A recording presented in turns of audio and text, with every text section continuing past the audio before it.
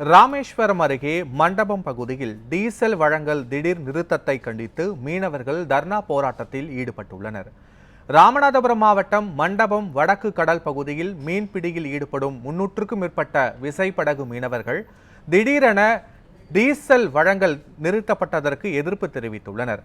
பாம்பன் பகுதியில் டீசல் வாங்க வேண்டும் என்ற உத்தரவால் சிரமம் ஏற்பட்டுள்ளதாக கூறி மீன்வளத்துறை அலுவலகம் முன்பு தர்ணாவில் ஈடுபட்டனர். இதனைத் தொடர்ந்து பழைய முறையை மீண்டும் அமல்படுத்த வேண்டும் என கோரிக்கை விடுத்துள்ளனர்.